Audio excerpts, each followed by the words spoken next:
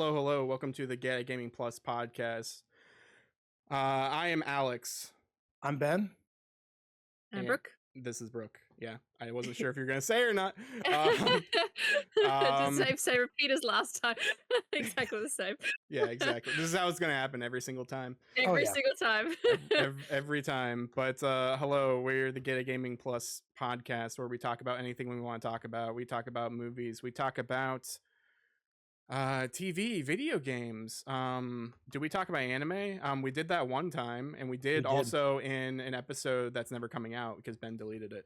But bad. It's cool. It was an okay episode. Yeah, it was just okay. That didn't spoil what we're doing today. And yeah, so we talk about anything.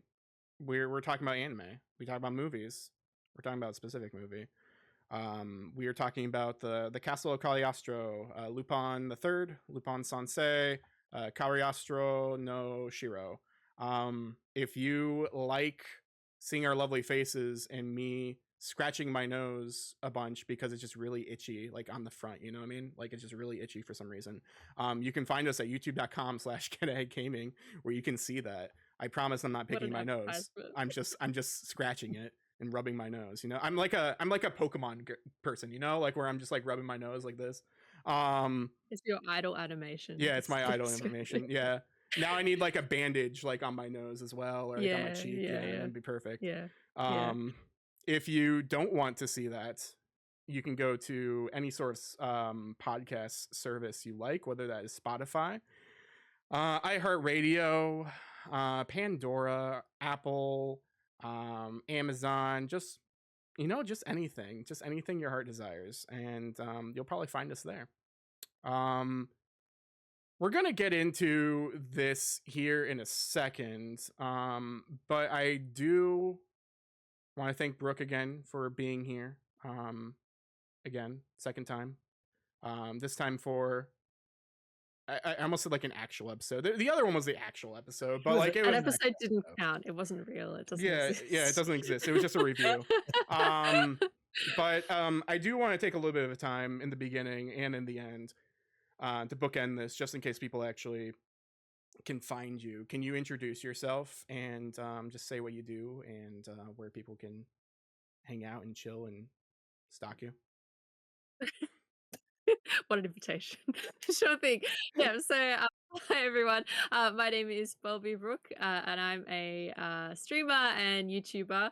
And I have just sort of started in the content creation space over the last few months. I've been doing YouTube for a couple of months now at BulbieBrooke, and same username over on Twitch, BulbieBrooke as well. And so last episode we were just using my PNG, but I have a model now. It's very jank, so you might see it freaking out a little bit on the episode. I do apologize.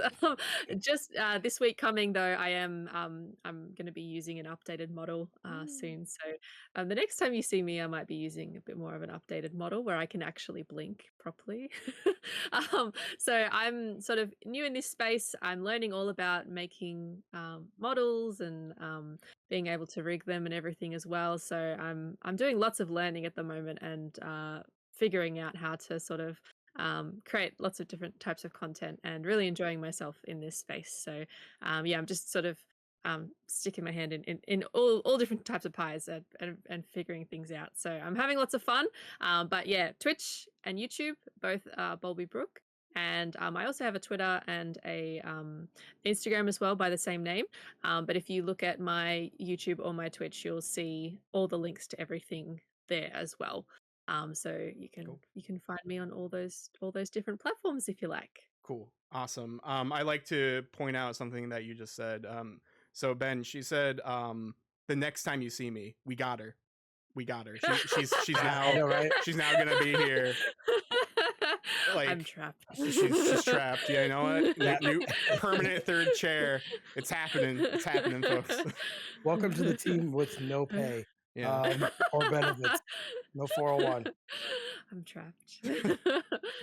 Oh no, what have I done? I'm not sure I'm providing much entertainment here, but but anyway, thank you for being here. Thanks for having me. Ben, how are you doing today? Except for deleting the episode that we did, I'm doing great. You know, excited about talking about this. I did want to throw this out there. I didn't do it. I'll make sure to do this, but we'll make sure to get all of your links, Brooke. We'll put them on our social media. So anyone that's listening or watching us on YouTube, definitely check out her links. We'll have the links embedded in this video and in the audio, and then we'll put them on our social media. Other than that, I'm like super excited about this talk thing for a movie, because I think now that we have these open invitations for movies, I have a plethora of movies we can probably watch and talk about. All of them are really bad, not like this one. So here's the thing. I thought that doing these movie reviews and things, I thought that only we could watch good things. So all my stuff, I thought that Yes. was what was going to happen. My stuff is good. Listen, Okay, so the way Transformers, yeah, the original, yes, that is perfect. Transformers 2. Okay, I'm talking about the animated No, one. I'm talking about the live actions. Oh no, the only Shia one that's LaBeouf. yeah, and Megan Fox, who couldn't act her way out of a paper bag. She wasn't bad at acting in the second one. I will say that she was actually better in the second one than the first. Not by much, but she was better. You know what else happened? She wasn't in the third, and there was a reason. She decided to go to Ninja Turtles instead. Let's just pick another 80s movie that we could go to. Go Ninja, go Ninja, go. Yeah. But no, like I will say that Alex told me to watch this movie. He's been telling me for a while, and I'm so glad we got together with Brooke to be able to do this, like talk about it. I was pleasantly surprised. So cool. We should have some good conversations today. Yeah. In one sentence, Brooke, without spoiling it, what is your opinion on this movie? Oh, in just one sentence.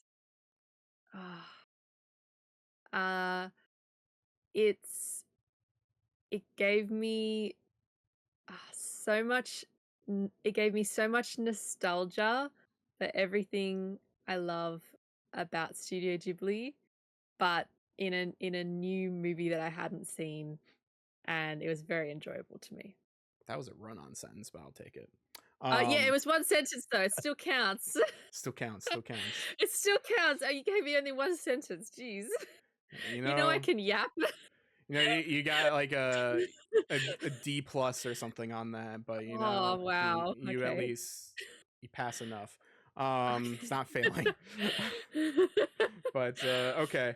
It's no secret that this is my favorite movie, my favorite anime movie of all time. It has been for years since I originally saw it when I picked it up on DVD. Probably in like, I don't know, it was the anniversary, so I think my copy was the anniversary version, unless I had a different one. So maybe like 2007 or something, like somewhere around then is maybe when I first watched it. And then over the years I've gotten like a Blu-ray, and then I've gotten a 4K, which is how we all have watched it. We watched it 4K. And there's also an HDR, courtesy of the people from Discotech, who are really, really good at making high-res things and just doing all the good stuff here. So cool. So before we get into the movie, I have a little history lesson for all of us. So this movie is not a standalone. Surprise, surprise. It's not a standalone? It's not. Lupin the Third. Lupin Sensei, it was originally a manga. It was a manga created in 1967 by Kazuhiko Kato. Pen name Monkey Punch. He hated the pen name Monkey Punch, but he thought that Lupin wasn't going to continue. And he's just like, this is gonna be a few chapters. It's fine. My editor really wants me to call Monkey Punch, but it's fine or whatever. And then Lupin is still going. The manga's not, but like Lupin as a whole property, it's just going. And Kato, he unfortunately passed away in 2019, but he had his involvement with a few of the different manga, as well as the pilot film to a degree, as well as just like being a overall just producer executive producer of maybe like some of the anime. And he helped write and direct, or he might have just directed one of the movies. I think it's like the fourth movie or the fifth movie, Dead or Alive. And then he also helped write and direct the second live action film, which was like in 2014. So he's done quite a few things, obviously, with Lupin. Lupin the Third, in case you're unaware, Lupin the Third is the grandson of the famous gentleman thief Arsène Lupin, by Maurice Leblanc. So Maurice Leblanc also did a bunch of other sorts of novels with this gentleman thief, and even did like a novel versus Sherlock Holmes. And then because of copyright and all that, he couldn't call it Sherlock Holmes, and so he was like Herlock Sholmes. That's his name. So yeah. But with Monkey Punch, Kato decided to just do Lupin the Third and suggested it, and it happened.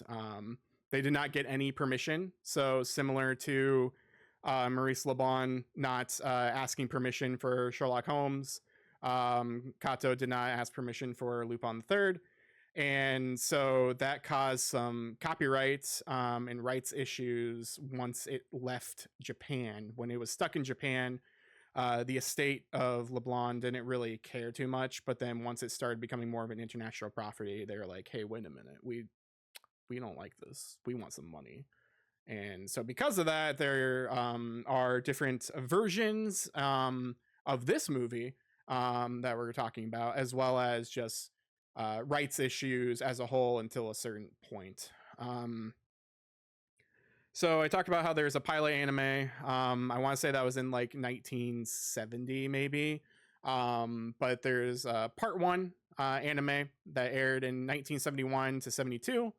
After a little bit there was a part two anime that was 77 to 80. And then part three was 84 to 85. Part four, long jump there, 2015 to 2016. And then part five, 2021 to, that's not right at all. I forget. I don't know. That's not right. Part six is somewhere there too. I copied things wrong. Oh well. Part five and part six, they happened semi-recently. Part six especially, I think, was just like a couple years ago. So I think that's the 2021 to 2022 thing. And let's see here. But there's also other spin-offs and stuff because of Lupin. There's Lupin Zero, which is a new ONA that takes place where he's a kid. There's this woman, the woman called Fujiko Mine, which is a very graphic, very adult anime series that kids should not watch. And there's even something that even almost happened called Lupin the Eighth. It was never officially released or recorded with voices, but there is like audio, sound effects, and music. It was done with TMS and Deke, who you might remember from Sonic the Hedgehog and the maybe some like Sailor Moon, I believe. They were trying to do some Sailor Moon live action thing at the time. Captain Planet, just a lot of that kind of stuff. And due to the licensing of LeBlanc Estates, that didn't happen. And so they need to fill a time slot. And do you know, Ben, do you know what Deke show happened because Lupin the Eighth did not exist? What year? Guess? It was in the 80s. Was it an action? Not really. I mean, kind of. More comedy. Oh, more comedy? Was it Heathcliff? No, it was Inspector Gadget. Really? Inspector Gadget. Inspector Gadget exists because they couldn't do Lupin the Eighth. I love Inspector Gadget. Yeah, Inspector Gadget's great. And so with that, there's many more TV specials and crossovers and video games, all that stuff. There's even a crossover with Cat's Eye that came out recently. There's a crossover with Detective Conan twice. There's crossovers with, I believe, City Hunter, which I guess is Cat's Eye, and just some other stuff there. Before this movie that we're talking about, there was a previous movie called The Mystery of Mamo, or called The Secret of Mamo, or called Lupin versus the Clone. And that movie is more in line with part one, I would say, as well as the manga. Like, it has some humor here or there. It's a little more serious, a little more dark. I think there's nudity, yeah, because it's Lupin. But like, yeah, it's clearly more of an adult film, not an adult film, but you know what I mean. And so that happened, and after a while, the second movie ended up happening in 1979, which is what we're talking about today. Lupin the Third, The Castle of Cagliostro, Lupin Sensei, Cagliostro no Shiro. This was directed by Hayao Miyazaki, who worked on part one as well as some episodes of part two. I watched a couple of episodes of part two that he did, like wrote and directed, right before we actually started recording this. One of them is just really, really like pretty and beautiful. And then the other one is also great, but it has a prototype Nausicaa. Like, there's a girl who looks just like Nausicaa. And then there's also one of those like robots from the Laputa, the castle in the sky. And so like there's just like interesting things that would become more things later on. And again, that show took place from 77 to 80. And so like around 80 was when those episodes came out, I would say.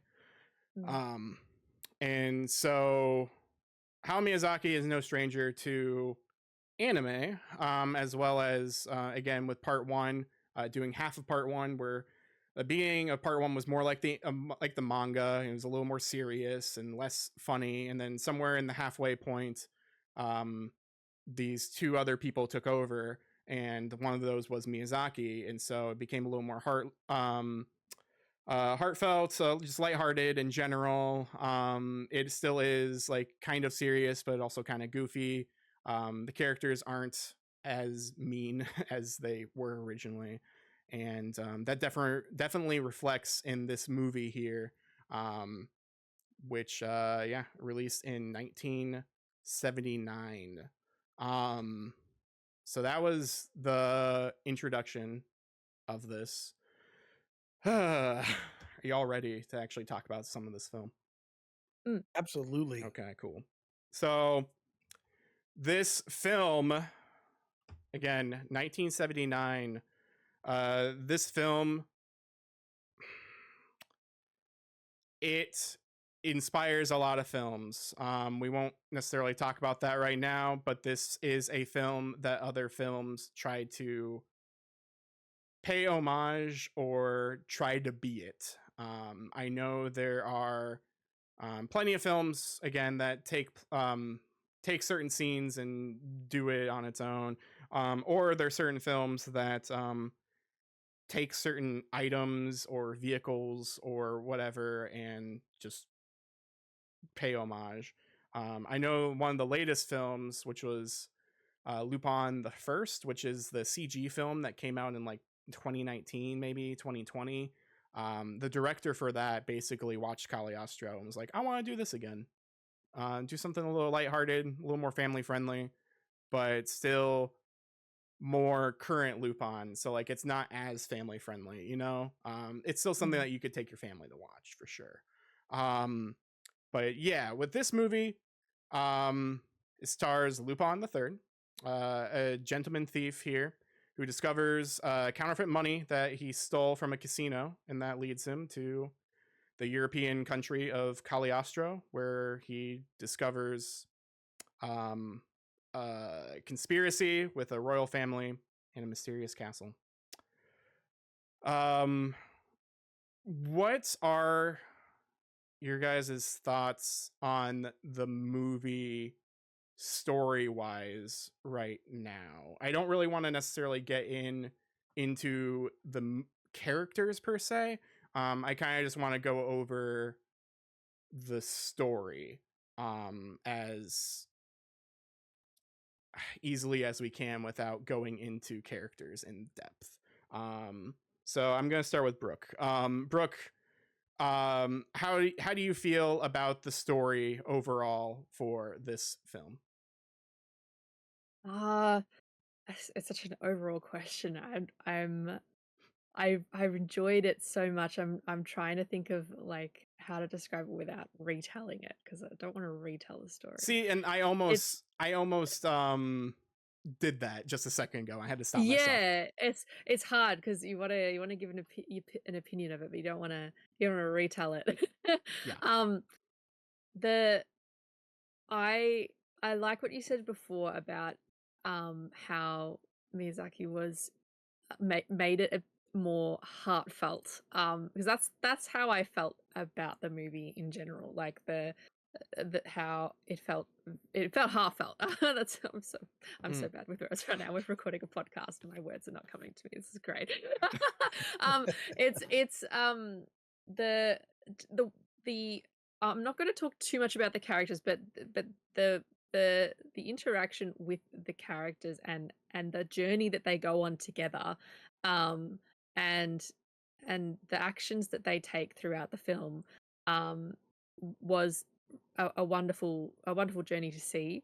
And I really I think I had a certain ideas about how Lupin was going to be in the movie, and then I some of his actions surprised me a little bit, with what he chose to do and how he chose to be with certain characters that warmed my heart. I found the movie really funny as well. I mean, we watched it together, Mhm. Alex, and you heard me burst out laughing at Yeah. times and things. So, the whole thing was just yeah, a really enjoyable story to go on the journey with and experience. I think it had a really strong um story arc, Mhm. where it had a sort of a climax where it built up. You're invested in the characters and their journey, and you wanted to see it through to the end and see the characters accomplish what they set out to accomplish. And yeah, it had a lovely resolution at the end as well. Yeah. Yeah, for sure. I'm gonna steal it here for a second before I let Ben talk. But the way I describe this movie to people, especially people who don't like anime, but for some reason like Disney, and there's people like that. I don't understand that, right? What? Yeah, there's people who are like, I hate anime, but cartoons, give me all Yeah. those. What? There's so many people like that. You would not believe how the states are. It's annoying. But I describe Lupin the Third, this movie in particular. I describe this as an adjacent Disney film. It has a lot Yeah. of Disney archetypes or things that the Renaissance Disney Mm, movies do in the future. mm, Um, and they definitely borrow from that, and mm, they succeed mm, from that. And so that's why when people are, I don't know, just wishy washy about, I don't know, I don't want to watch this anime. You're like, but mm, you watch Mulan, like you watch, I don't know, you watch Aladdin. Like you should mm, give this a chance. It's not the same thing. Like clearly, this might be better, but it is like it's a hero's journey. It is a great animation product. It's lovely. It's beautiful. The characters are great, and you're just gonna have fun. I mean, yes, it's not necessarily a musical like some Disney films, but like it is. It is a good time, and so mm, yeah, for sure. people should give it a chance. Yeah, I agree. Yeah, Ben. Um, yeah, I'm kind of thinking a little bit from what you both said. you know, um, eh, Without going into like the characters themselves, Lupin's a thief. I mean, it's just a common thing, but he seems to be a good thief, and the journey he's going on, there's no profit. And so I think what I really liked was the build on his character, why he was so adamant about doing this, and how he knew all this information, which builds up to the very end. It has its plot twists and turns. I think once you get close to the end, there's some pretty big, significant twists there that kind of make sense of why the story is where it is. Mhm. You know, it's funny because people are like, "Oh, I don't watch the animated films." The story to this would be conceivable of watching another type of film that was live action, and so Mm. I think a lot of people, when they're like, "Oh, it's just animated," there's anime, right? Yes, but there's actually a good story here with a good background and a good set of characters. Um, I think, when I went into this seeing like not no, I knew who Lupin was, but I did not have a clear understanding of like what his character was or what he stood for. Um, but after watching it, he's not always for himself. So, I think that's what I really liked. Um, I liked that story there and like the common ground of like, look, we're gonna do something and there's probably gonna be no pay, you Mm. know. So he does have a heart, and I think that's what makes a lot of this story so great. Is he a thief? Absolutely.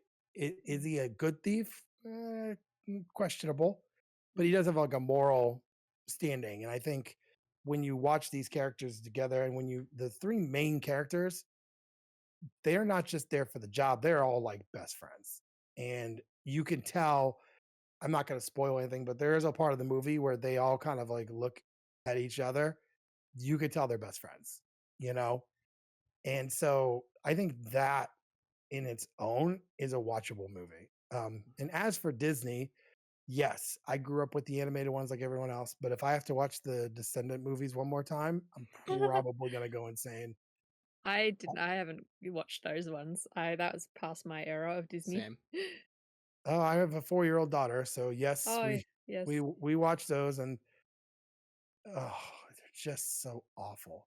Um, I'm probably gonna lose. We're gonna lose viewership here, but I'm sorry, they're just not good. No, we're probably gonna gain viewership, honestly, Maybe if you're talking there's bad a about those films. there's a new one out. And Isn't it like animated too? there's Are they live animated. action? Aren't they? There is live action, but then there's these animated shorts. Yeah. So I'm not even. I don't even know who she is. She's a famous singer. Dove Cameron, I Um, think. Yeah, I think you're uh, right. yeah, Yeah. there's a new one out, and she plays the Queen of Hearts. I want to say Rita. Oh, okay, maybe not. Rita I Ora? can't think of.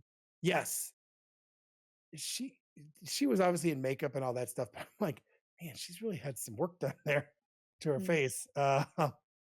I saw her afterwards. They do like a behind the scenes. I'm like, oh no, there was no makeup there. That was her. Oh. Wow. Um, Shots yeah, fired. yeah. I know she listens to the podcast. Um, Just call Ben Jegan. Am I yeah, right? Ha, ha, but ha. again, like I think all the characters in here fit well together, which makes a good roundabout movie. Because I Mm. think sometimes you get these characters you kind of like are investing in, and like Disney, you invest in this character, bam, they're gone. Mhm. Do I need to remind everyone about Mufasa? Yeah. Screwed over by his brother. So I think I have this argument all the time with my sister, who's a huge Disney person, about anime versus this. And she's like, I said, it's the same thing, just it's in a different culture. And I said, so my wife actually watched a little bit of this movie and was like, this isn't bad. I don't like animated stuff like this. I'm like, but you like Disney animated, so you should like this. Mm. But yeah, I'm kind of went on two tangents there, but that's literally my thought on that without going into Cool. characters. Cool. Mm. Awesome. We're going into characters, but also I duped you all. I bamboozled you because you know why? You talked about how Lupin is such a great guy, about how man, all these characters are best friends. They just they do whatever they want, and there might not be any pay. You know what? That's not Lupin. That's not Jigen. That's not Goemon. That's not Fujiko. I don't know. As any guys, as You've any been gata, lied to. but you've been lied and swindled. Swindled. Yes, because Miyazaki takes some liberties here, and he does whenever he directs a Lupin thing. It seems where the characters turn good to a degree.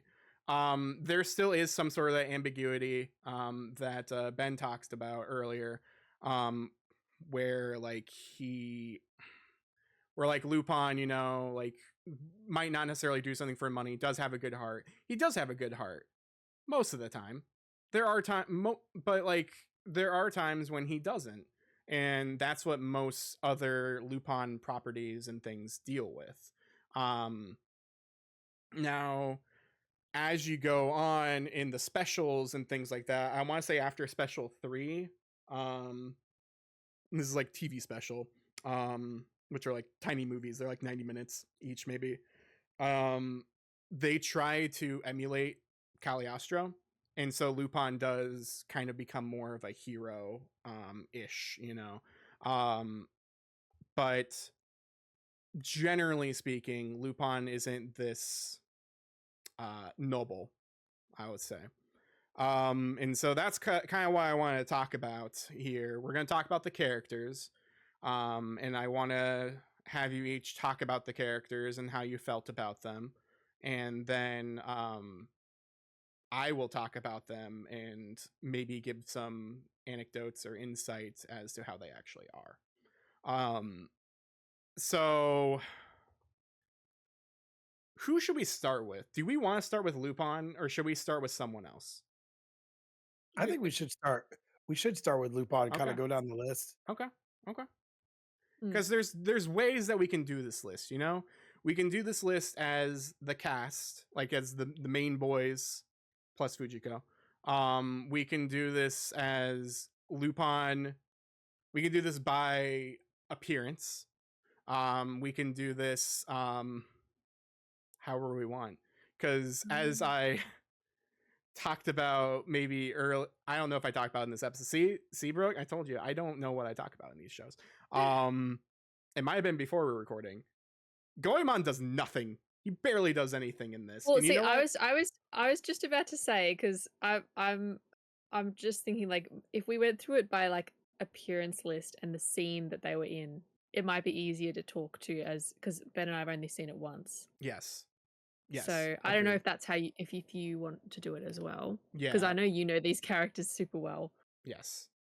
But it'll help Jigan memory, and it will have more to comment It'll on. help Jigen your memory. Yeah. Yes. So I guess we'll start with Lupin the Third. Our boy Lupin.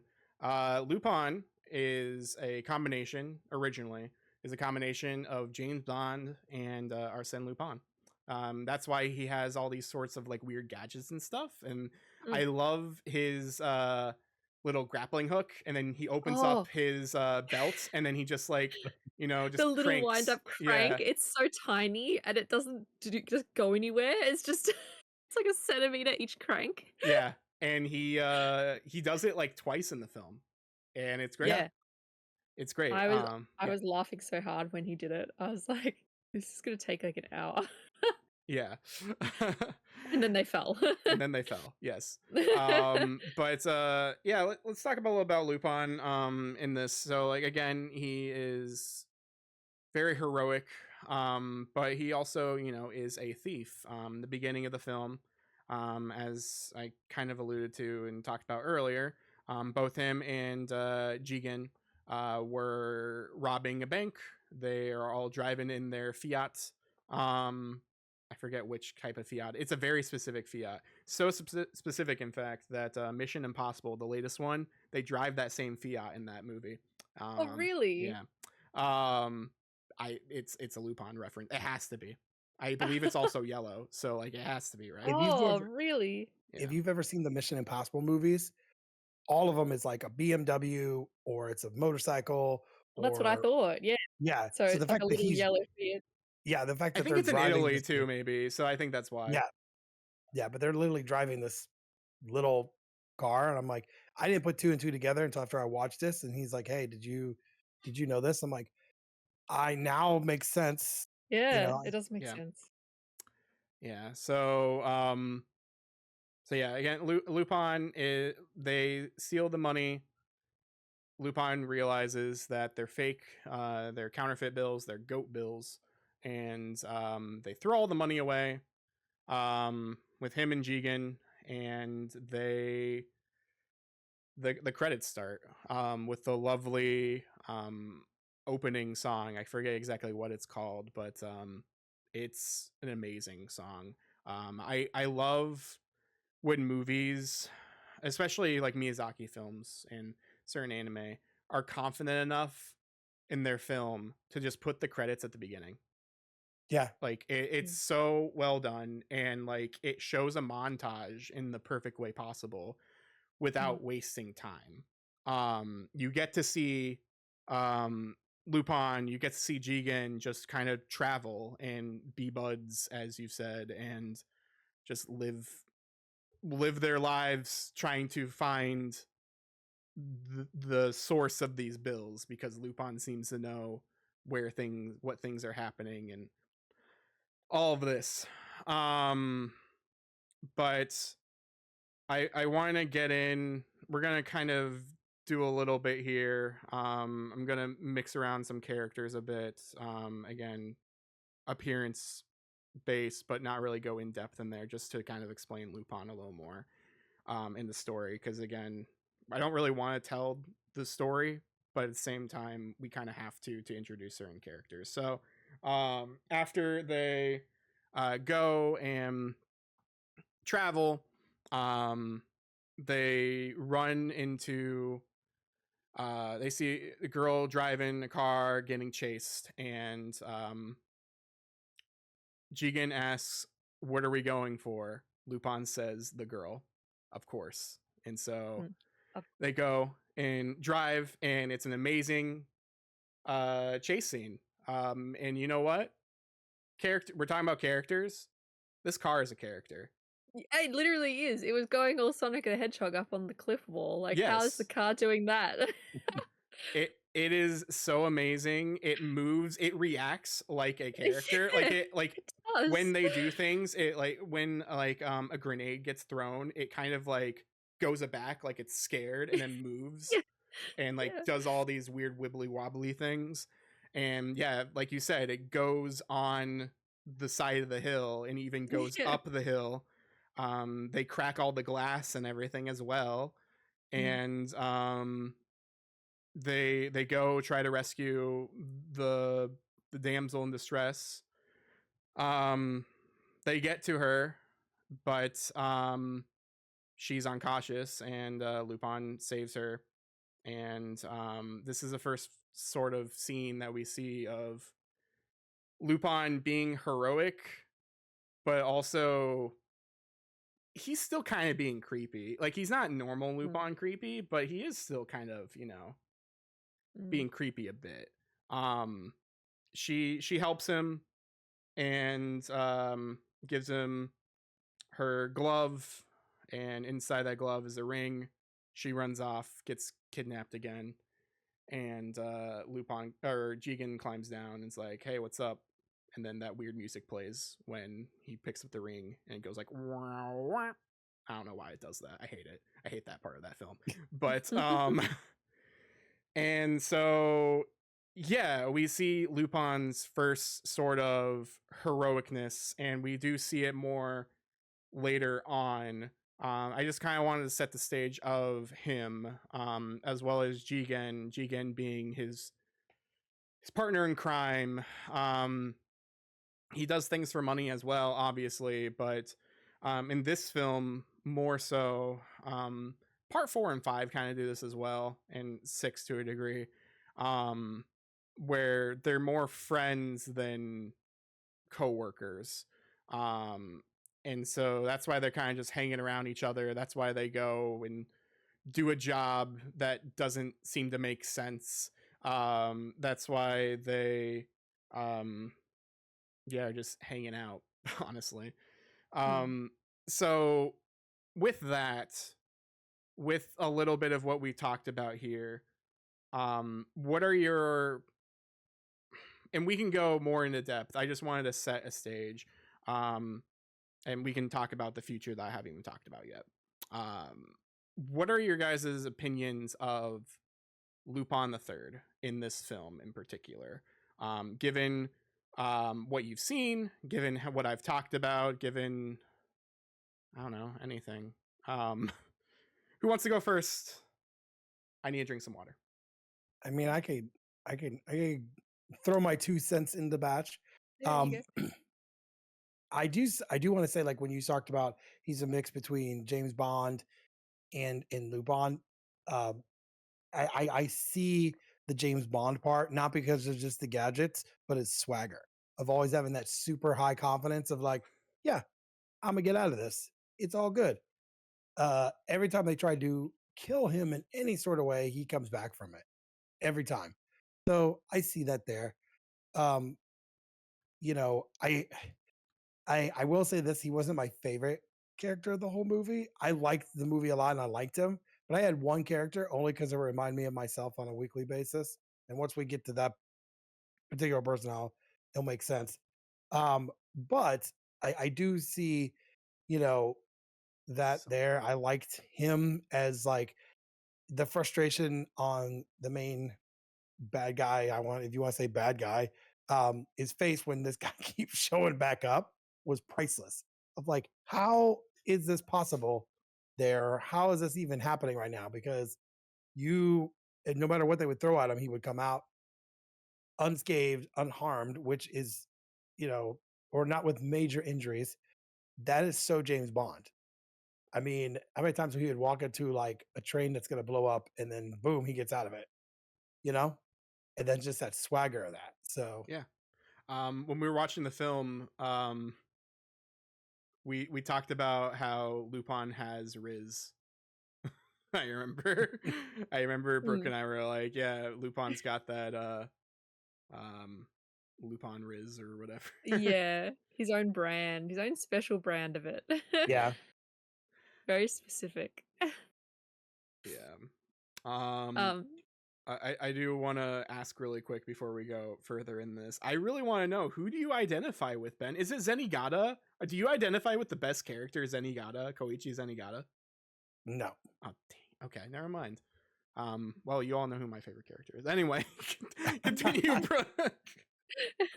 I was just gonna say, yeah, the amount that he could manage to weasel his way out of, in terms of like survival, was absolutely intense. Like, it was and impressive. Like, there were a couple of scenes where he was like underwater and he was managing to like survive going through like gear wheels that he got trapped in, and then there was scenes where he was like on the rooftop and he was trying to like get his way across to another roof, and he like ended up being he like was slid and then ended up running full pace and managed a huge jump like across to another roof and survived that. And I'm just like, what is going on?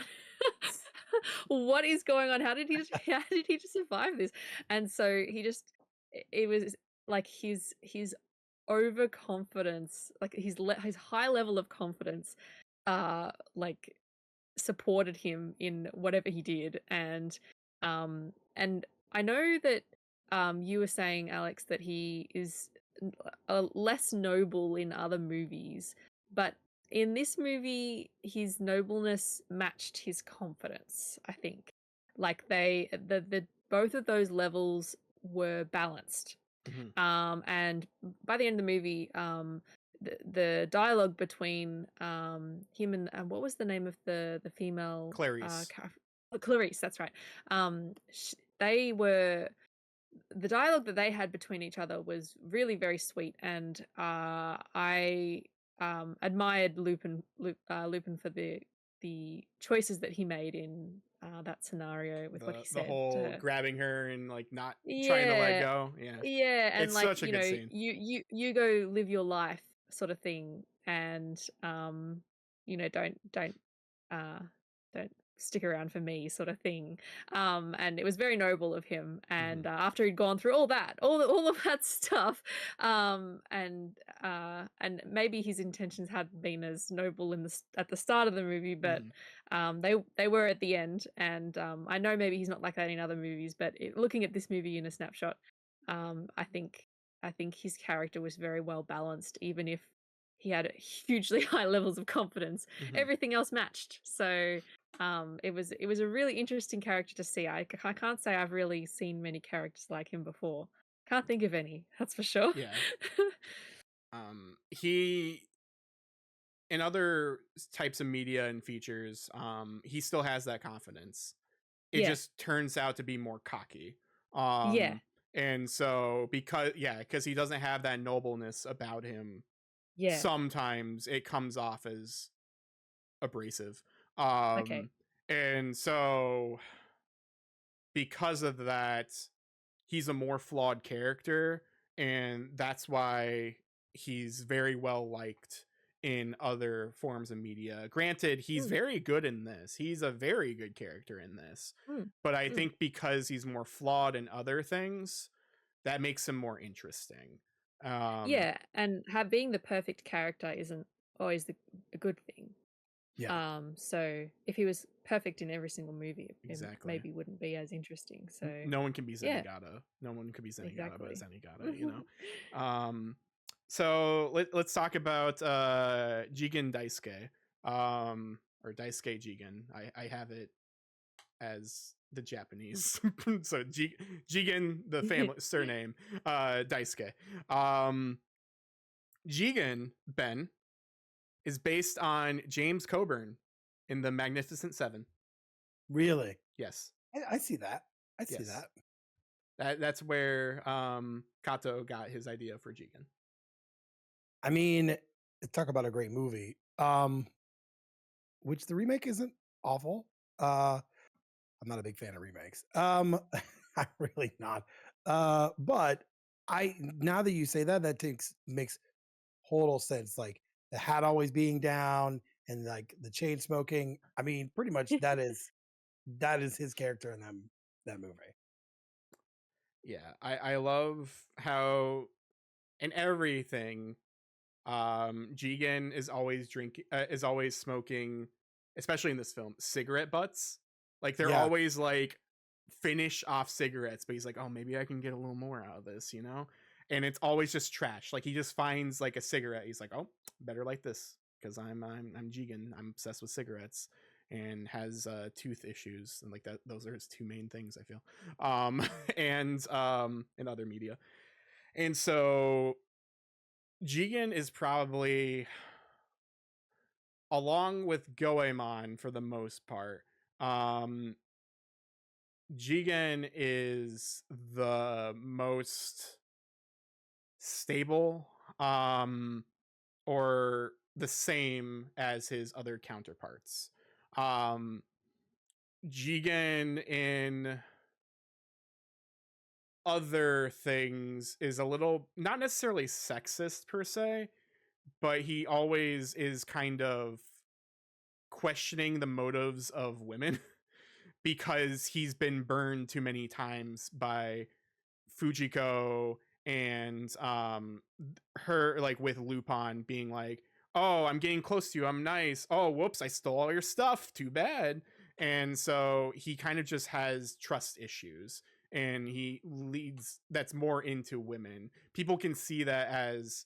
Um people see that as sexism, which it is to a degree, and it can be to a degree, but more or less it's just really trust issues.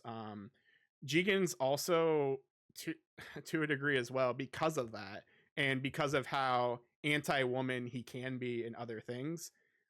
He's kind of like a pride symbol in certain things as well, because he hangs out with his buddy Lupin all the time. He hates women to a degree, and he just like, yeah, people like to see or can see in certain things that he does in other media and things that maybe he is gay, maybe there is something to that. And it's always interesting to see different types of things in media that you just don't think about until someone says something, you know. Mhm. But this film, um he doesn't really get the chance to be not trusting because Fujiko doesn't really do much against them in this film. Um, and so his other half of how he is just, yo, I'm hanging out I'm hanging out with Lupin, and we're gonna be buds, and I'm gonna do this job with you, and it's better pay well, and if it doesn't, oh well, I got to hang out. It's fun. um, so Also, yeah, he's a very strong character. we picked up that Because thing. yeah, like there was the gun he gets it close to the end of the movie. I don't. Wasn't it? I can't remember if it was an elephant gun or it was like one of those. Yeah, I think it was an elephant I gun think or so. something. And he's like one-handed shooting it. And it Like has like a thing where you're supposed to like set it down on the ground, and like no, he just picks it up. He's like, yeah, like it's pretty crazy. One thing about him and Lupin, I kind of want to throw in there is throughout the movie they anticipate a lot of things. Like when they're in their room, when they get to town, they anticipate they're going to get crashed by bad guys. mm-hmm. And the fight scenes between them is so smooth and flawless. Of like, it's like a, hey, I don't know what I'm doing, but I do know what I'm doing of a misdirection. I enjoyed that quite a bit. And the fact that these were trained killers to go after him and they couldn't even take down, Yeah, with their numbers, couldn't take down 2 people.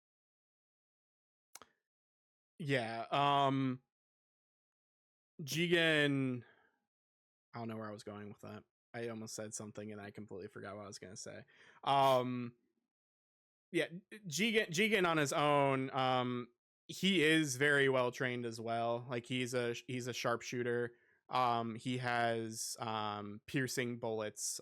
In the beginning of the film, he is shocked that he can't shoot those tires. He never misses. That's like mostly his thing. Is that he just is the gunsman, and he just helps Lupin any way that he can. I forgot what I was gonna say. Brooke, what do you have to say? Um, I thoughts that I had when I was watching this with this character actually he reminded me a lot of some of the Japanese men that I met when I was doing internships and studies over in Japan actually. A lot of the teachers I had actually of that age range. And the way they would talk and the way they would interact as well. So it was kind of like a nostalgia, I guess, in a way, the mannerisms and things like that. So I don't know. There was for me it was sort of like a sense of familiarity. But I liked his character and the way he interacted with others. Uh, the yeah, I guess at times the it's not yeah he did have those moments of I guess not particularly enjoying interacting with women, I guess, but aside from that, I thought he's a nice balanced sidekick for Lupin, and I thought he definitely added a lot to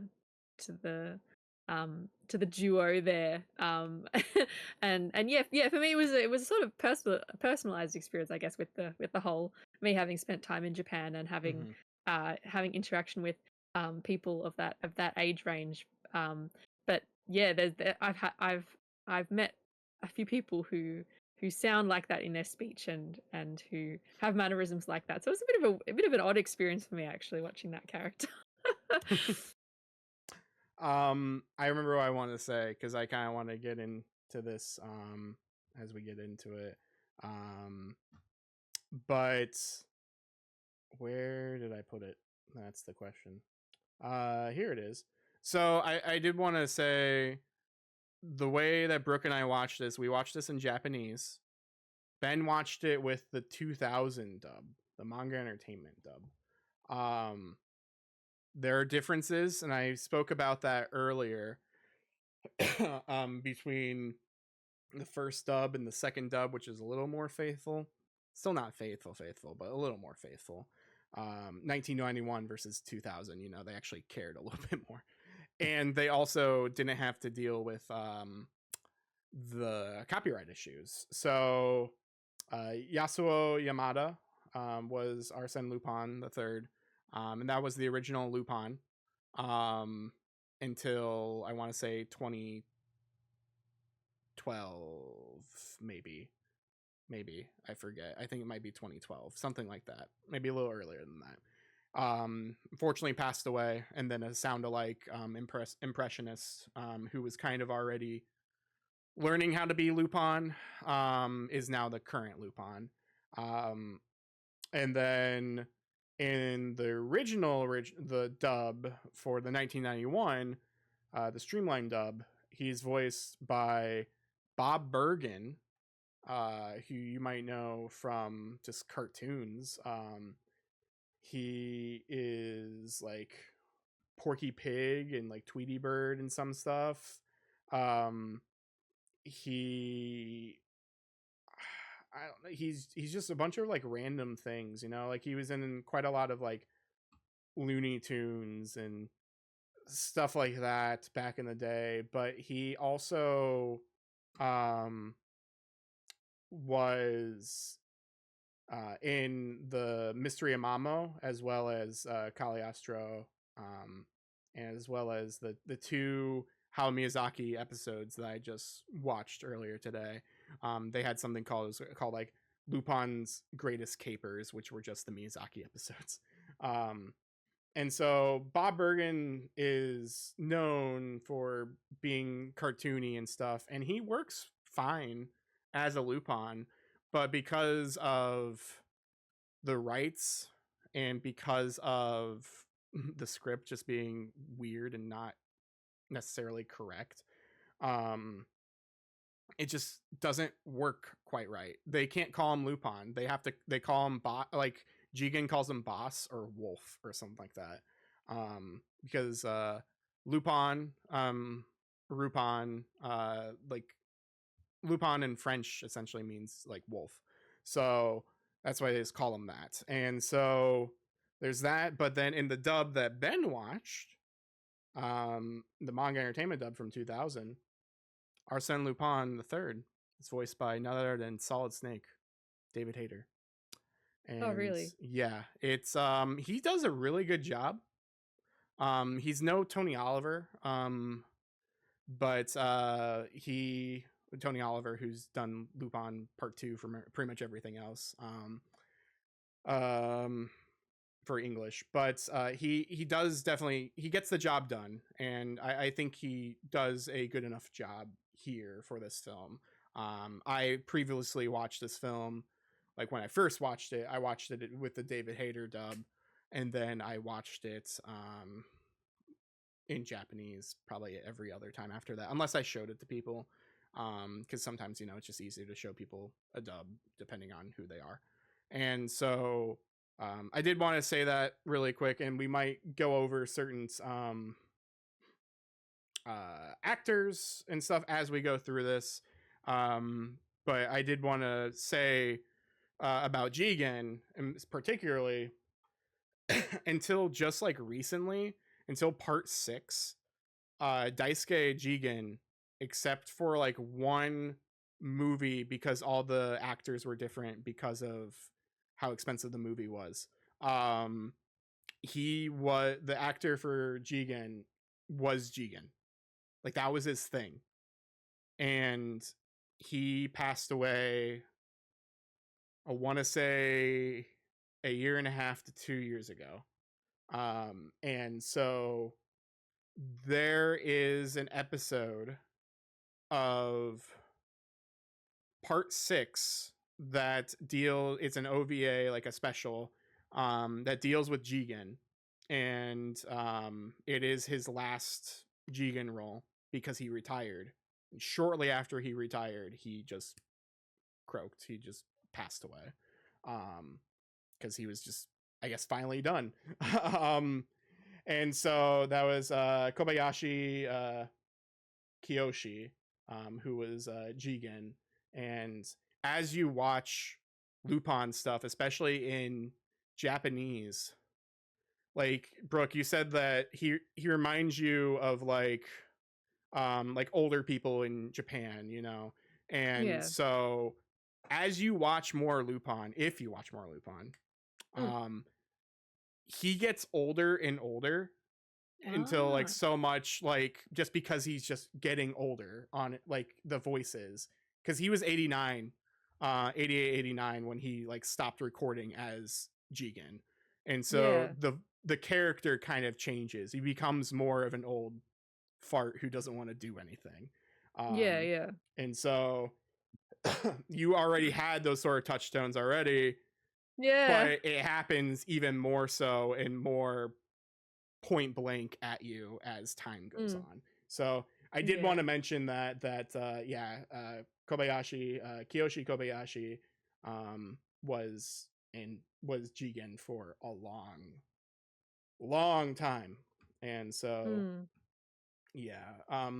as far as like the other characters and stuff, I don't know if we necessarily need to talk about voice actors, because they kind of switch a lot. Fujiko's, there's so many different Fujikos. I don't know which one this is. But I did want to bring up the Jigen thing, because I think that's just amazing to play a character until death and enjoy it. Yeah, that's crazy stuff. And even get your final like episode that's all about your character, and you get to quit on your own terms and then shortly just pass away because you're like, I'm done. I don't have that. I don't have, not necessarily guilt, but like I don't have any more work. I can finally rest. And so that's the life, your life's work. Having your life's work documented. That hardly anyone would get that opportunity. Exactly. And so with that, I thought we would talk about let's go. We're skipping around my list because you guys wanted a different type of order, which is totally fine. It's not your guys' fault, it's my list's fault. And so you're trying to corral us like school children. You're like, I know, you guys, come on, you guys, I just want to talk about Lupin. And so the next character we're going to talk about is an original character. One of the few original characters in this movie, Clarice, Princess Clarice. People talk about Clarice as one of the first instances, obviously, of Miyazaki gravitating towards having like female protags, like certain types of female archetypes. And you can definitely see certain things that may become more relevant in other actual just protagonists in his other films later on. But yeah, Clarice is a captive. Clarice is getting married because of other character, the Count of Cagliostro, and Count Cagliostro, due to a secret. Both families need to marry so they can see what the rings say and figure out the lore of the Castle of Cagliostro. And so when we first meet Clarice, she runs away and she is just trying to escape her fate. Lupin saves her, obviously, protects her, does the whole thing that we talked about earlier, the car chase and all of that. And she gives him the ring. I don't know if she means to do this, to be honest. I think it might be on accident. I really do. Because she doesn't seem smart enough to do that at that time. Like, she is smart, don't get me wrong, but certain things in certain life or death situations, I think she only cared about saving Lupin, so she took off her glove and soaked it in water and put it on his head, and then had to run away as fast as possible. I think forgetting the ring was just something that happened. Now, there might be other people who've watched this movie more times than I have who might say otherwise, but every time I see this, it seems like something that is a complete accident. And she's like, oh, you have my ring, later on. So what are our opinions on Clarice? Who wants to go first, or who do I want to call on? See, I am a teacher now. I'm gonna call on Brooke. Clarice, Also, trying do you agree to with me think about how I wanna. Do I agree with you? about the whole? Did she intentionally give Lupin that ring in the beginning, or was I'm it completely an accident because she just tried to save someone? I'm not sure. Okay. I think I would have to rewatch the movie Okay. before making an opinion on it, I think. Um, but I I I liked Clarice. I think she was a really, really sweet character. I think for me, I think I would have liked to see a little bit more growth in her character, I think. I liked seeing what was the I don't think we've gotten to her yet. The I'm struggling to remember the names because I've only seen it once. The other female character who Fujiko. is the spy, Fujiko. I liked how she had a bit of a dualism to her character with her role. But I think I would have liked to see a little bit more growth in Clarice as a character and in her abilities, perhaps.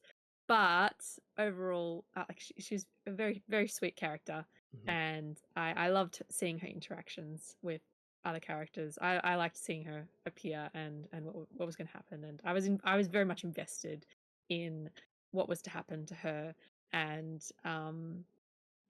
everything like that. So yeah, I really liked her. But I I was I guess yearning for a bit more depth of character, I think. If you know what I mean. Like I feel like Lupin had I mean the movie's about Lupin obviously, so he's going to have the I guess most depth. So it's not really much, it's not really a criticism. But it's more of a I want to know I would have wanted a bit more character from Clarice. She's a treasure with a little bit of personality. Yeah, that's a really good way to put it. I don't know why you have me on this podcast. I'm not really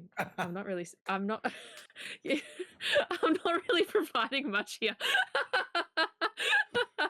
But yeah, that's exactly what I mean. Cool. Cool. Ben.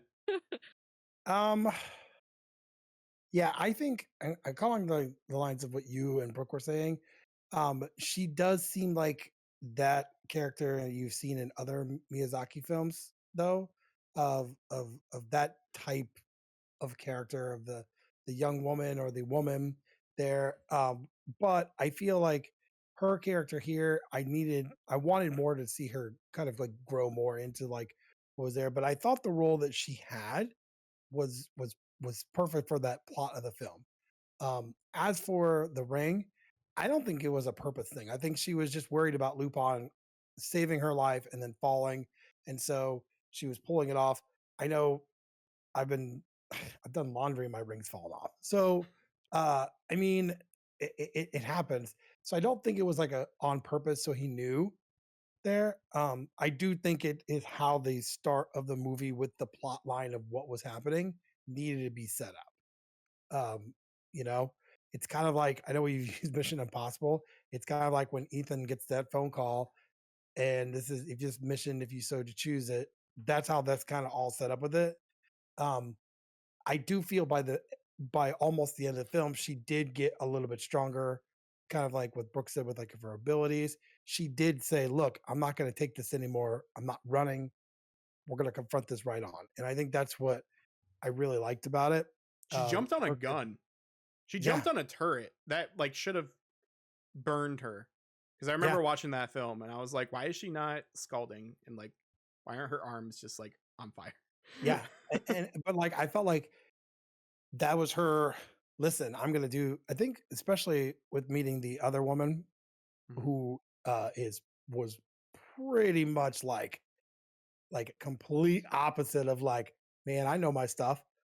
I'm gonna have guns and grenades and everything else, and be badass. So I think definitely like she did grow on me there. Instead of needing everyone to help her, she was the one that was doing a lot of the life saving. You know, she saved Lupin's life. So um But yeah, I definitely think the ring was not on purpose. I don't feel like it was a on purpose thing because like she was in such a hurry to help him, and then the boat came, and she's like, "Oh crap, I gotta go."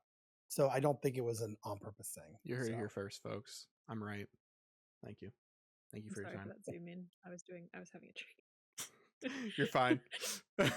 It was nice and Anyone who's actually dramatic for watched what it. I said. I'm So so, I'm so sorry. she was so intent to hear what I was saying. Yeah. I was listening really close.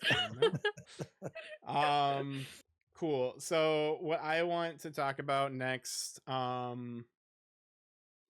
have four more characters. Excuse me. I almost forgot my favorite.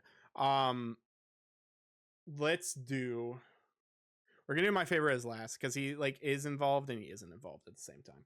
So because Goemon's so quick. We'll do let's do the count. I was debating on doing him as the final one, but I think if we're going in appearance, and it just kind of makes sense and allows us to talk about more of the story and more of it all. The Count is generic bad guy, but he works really well as generic bad guy. I do enjoy how he doesn't like to. I wrote in my notes, like, where did I write? Doesn't like to get his hands dirty, but will like when he needs to.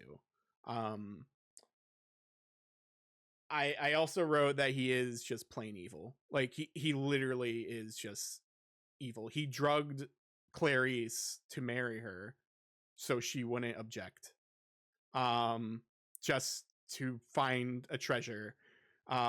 He is evil in the sense of they have this huge printing press and all this stuff happening underneath underneath the whole thing, you know, underneath the castle and in the aqueducts and all this, and all these other countries are benefiting from it, so much so that they don't want to interfere. What is everyone's opinion on this Count? Do you, besides just being evil and being greedy, are there any positive motivations that you can see from this character? Because personally, I do not see any. On a first watch through, all I got was evil. Evil man does evil things. Evil twirly mustache man. Yeah, and evil man captures the innocent girl Yeah. and forces her to marry him, and then he does the evil things, collects his evil paycheck. Yeah, exactly. Because he literally does. He gets The all his movie. money. Yeah. Yeah, exactly. So I feel like I didn't really see any other qualities from him aside from that. There wasn't really anything redeeming about him, honestly. Yeah. Yeah. Ben? Yeah, I kind of agree with you guys.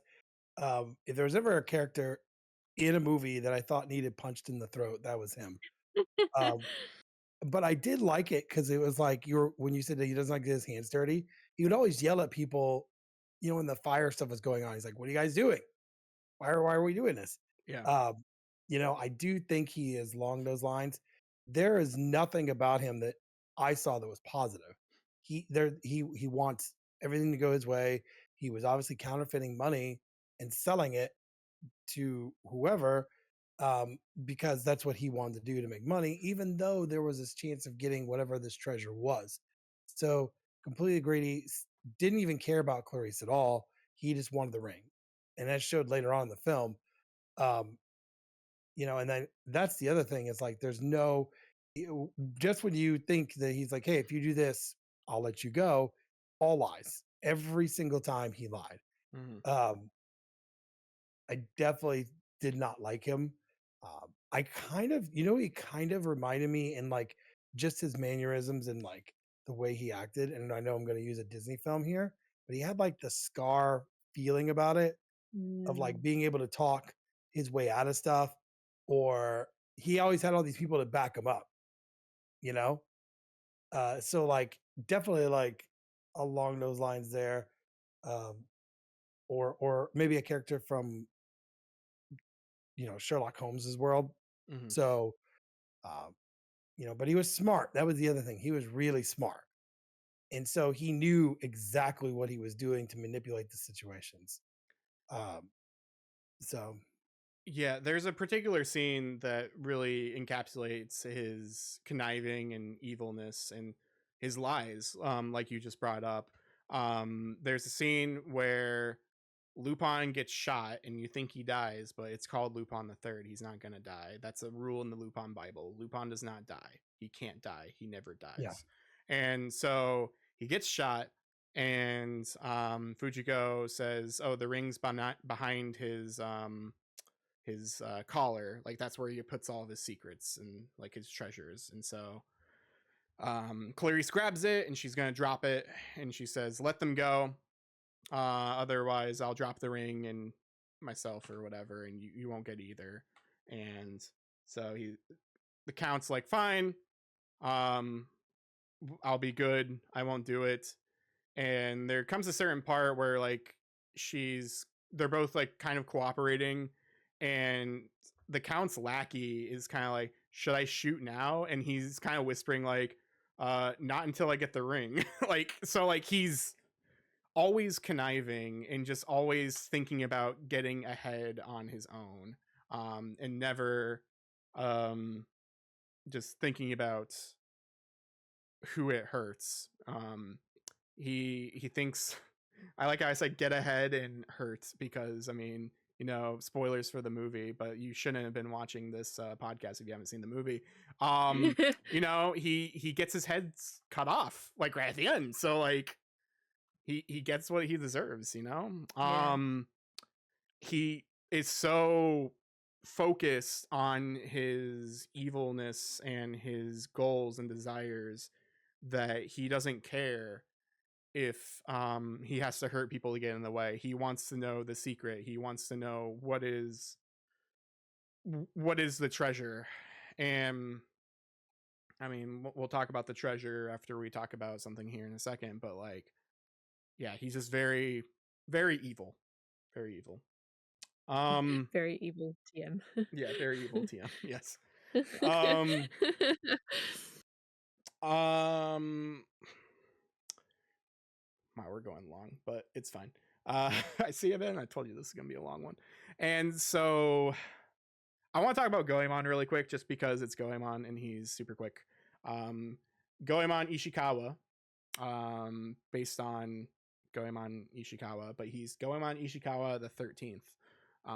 So he is a distant relative of the original Goemon, and he is a character originally in other Lupin things where he was initially an enemy that became friend. Um, and so he's one of the few who cares more about the money. He travels the world. He's very Japanese. Obviously he's a samurai. He uses his zanketsuken, I believe. I forget what it's called. But it's a special sword that always has different lore depending on what you're watching. Sometimes it's like a meteorite sword. Sometimes it's like some holy sword. Sometimes it's just who knows. But basically, it's an indestructible sword, or at least it should be an indestructible sword that can cut through anything. And he always is disappointed by what he has to fight or what he has to cut. There are plenty of instances where the way that he fights people, he's not really a pacifist per se. Like it's not like who's the guy? Like Rurouni Kenshin, it's not like he's like hitting people with like the dull side of the blade. It's not like he's doing that. What he does is kind of distract and either cut vehicles or cut the opponent's armor and clothes off. And there's a scene that encapsulates that. There's a few of them, but like there's one where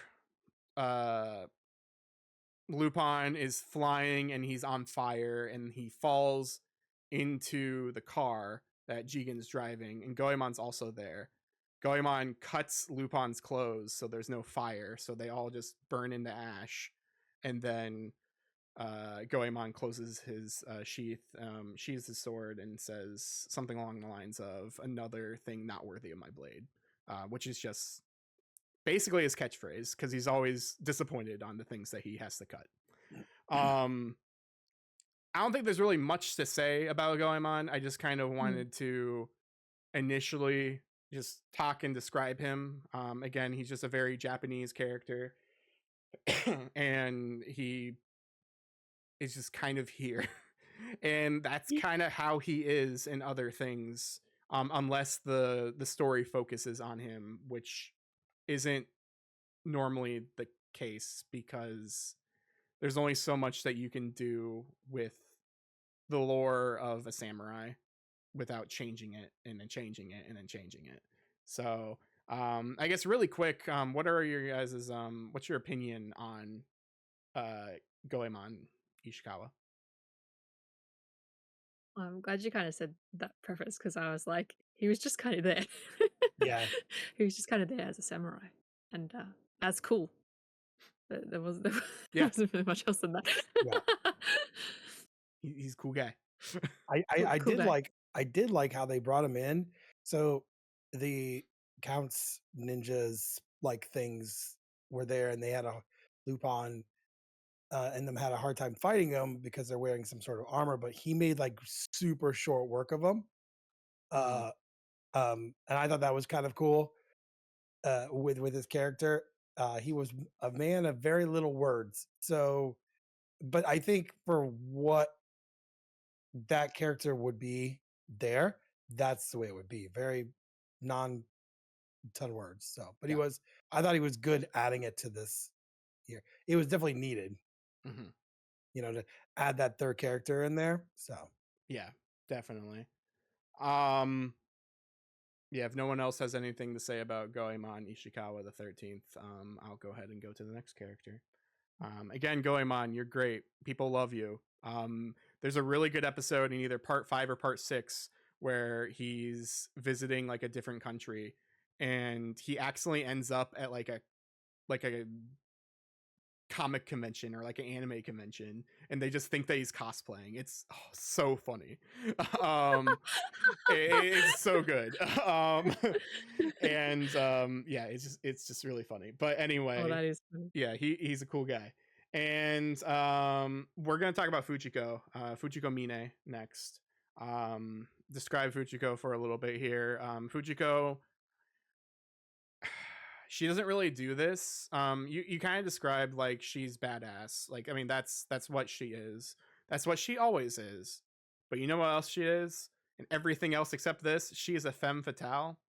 She uses her sexuality to gain trust of others and deceive them. That's why Jigen hates her. Because Lupin falls for it every single time. And Lupin's just like, it's okay. Or he'll be like, "Woo, Chiko-chan." And so he'll just try to get after her, and Jigen's like, "Don't do it or I'm quitting the team." And there's so many episodes where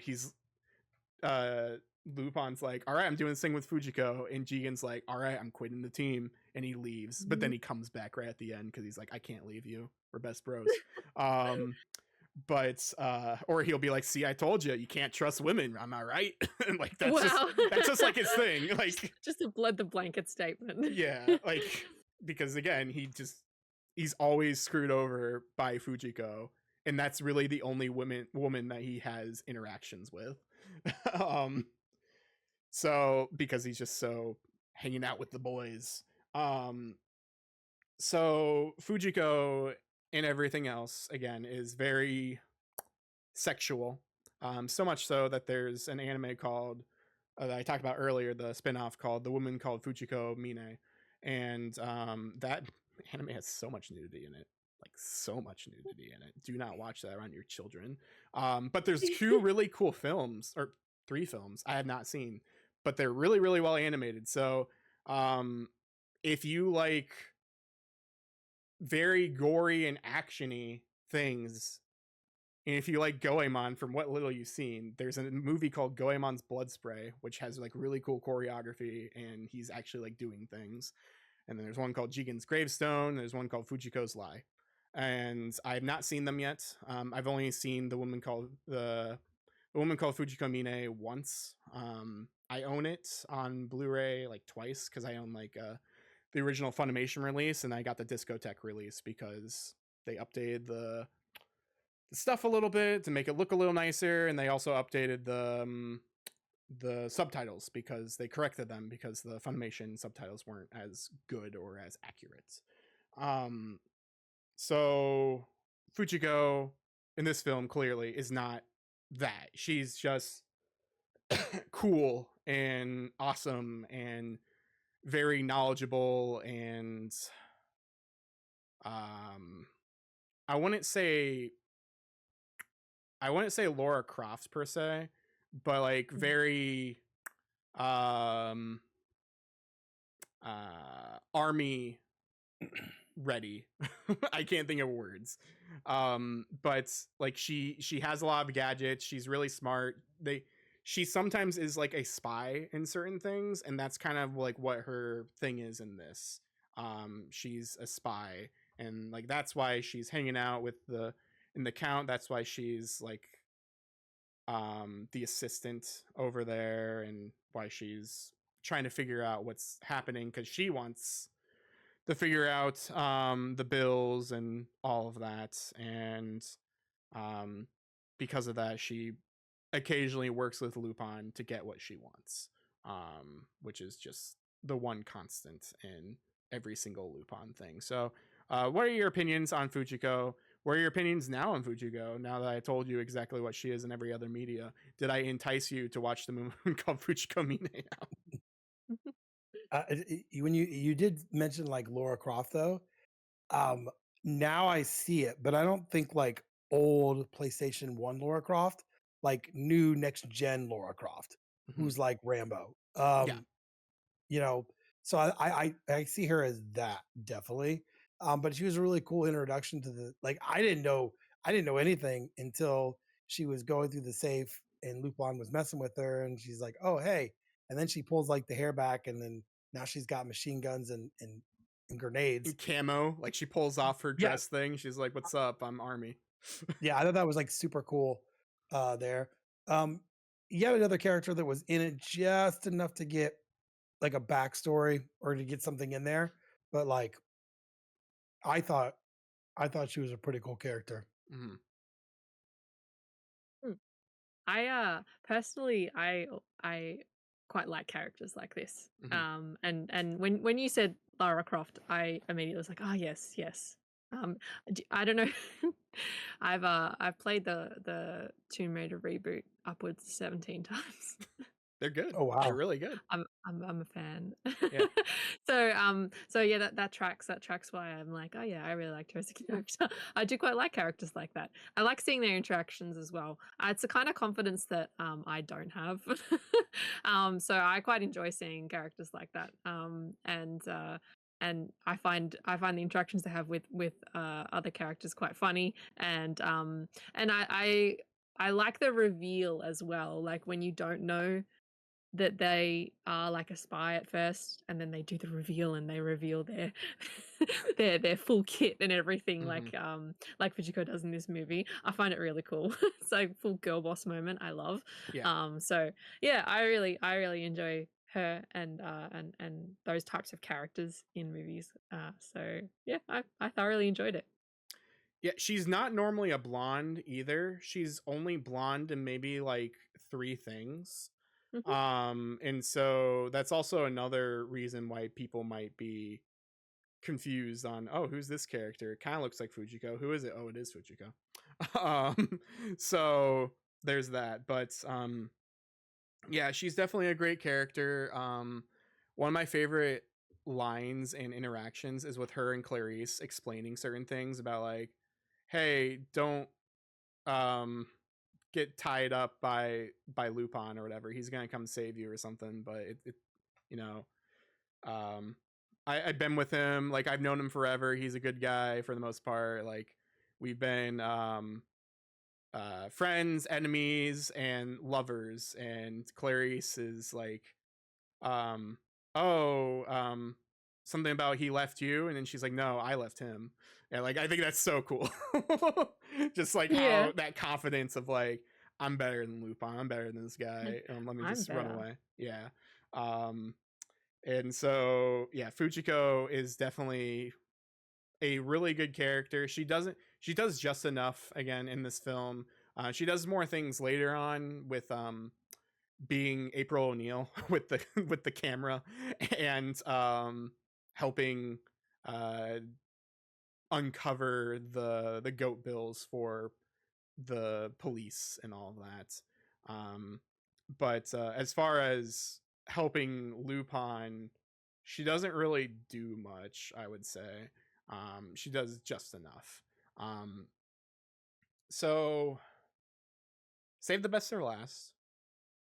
Koichi Zenigata. Kebu Zenigata. In I do want to say this. In the original dub, the 1991 dub, they called him Inspector Kebu Zenigata because no one knows Japanese apparently. And so they essentially just said Inspector Zenigata. So like his name is Koichi. I don't know why, because I guess they just kept hearing them say like Kebu, you know. They're like, oh, that's his name. It's not his name. Come on, get some help. But so we got Zenigata here. The thing I have written down, Zenigata is one of my favorite characters ever, in all of Lupin, because Zenigata is hilarious. He is determined. He has one goal, and he'll do anything to get that goal, even if it means working against his goal to get that goal. So I have him written down in here, and other people have described him as this. Lupin and Zenigata have a Tom and Jerry vibe, where Tom is Lupin, or right now, Tom is Zenigata and Jerry is Lupin. There's very much a cat and mouse, never stopping, always trying to get each other, but one messes with another so much so that like, oh, they're stopped now. Well, we're gonna just keep chasing each other. And he is a inspector for ICPO. His main objective in everything is to just go and find Lupin. Like that is his goal in ICPO, is to just go and capture Lupin. And he's the closest to ever capturing Lupin in other things. Like so much so that like he is the person. Even if he fails 20 times, he caught him twice. So that's something. So that's why he's always on the case. And so the other police officers and things, like the normal like grunt police officers, I should say, like the ones who work for him, they appreciate him, they support him, but when you see like his superiors, they're just like, stop messing around, go get Lupin, or get your hand out of this stuff. Like when they discover the actual printing press and all this and see the goat bills, he goes to his boss immediately and is like, hey, I found this stuff.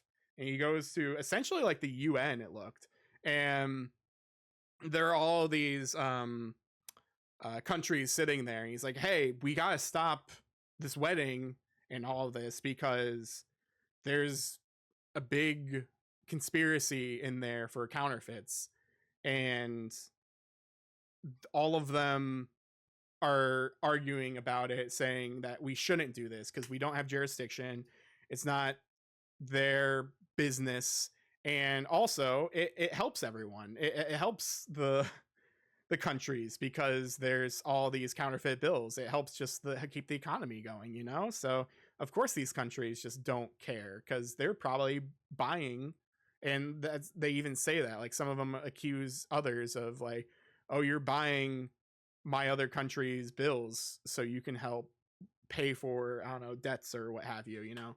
And so Zenigata is always he's always trying, and that's what's very admirable of him. He loves his noodles. That's another thing. He is a very Japanese person as well.